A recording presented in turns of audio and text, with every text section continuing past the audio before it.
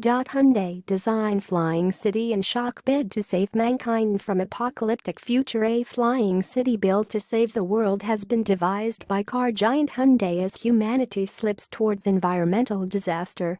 The Laputa is designed to lessen the damage done to Earth by its growing population, giving nature a chance to bounce back. It was created by Wang Nifu, who works with the firm in Beijing, China, where 11 million locals live with heavy pollution. And its fiber surface harnesses the light of the sun to create clean energy, preventing the smog of cities like Beijing.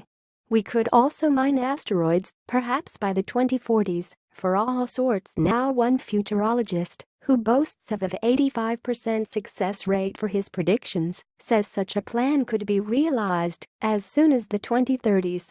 Dr. Ian Pearson, who forecasts how technology will change our lives, said a theoretical material called carbon foam could get the city flying. He told Daily Star Online. It has tiny little graphene bubbles in it. These could be filled with helium to create a material which is solid but floats. Or you could use ordinary materials with a large buoyancy chamber like an airship. If you just wanted to do it like an airship, you could do it tomorrow. But if you wanted to do something genuinely big, kilometers in size, you are looking at least the 2030s before graphene is at a cost level that it can be afforded. Graphene is 200 times stronger than steel, conducts heat and electricity, and is just an atom thick, but is not yet easy to make and cost fortunes in bulk.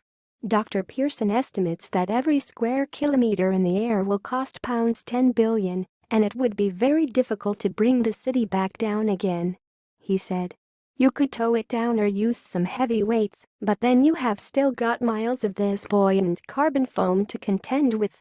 Instead, he recommends building a permanently flying city and sending it not into the atmosphere, but into space as a human colony. He said. Stephen Hawking and others are now saying you could create another colony of human beings and they wouldn't be dependent on Earth. So if, for example, there was a plague or asteroid strike, you'd have a colony of people that could carry on civilization. It really is a good idea to have a fallback colony.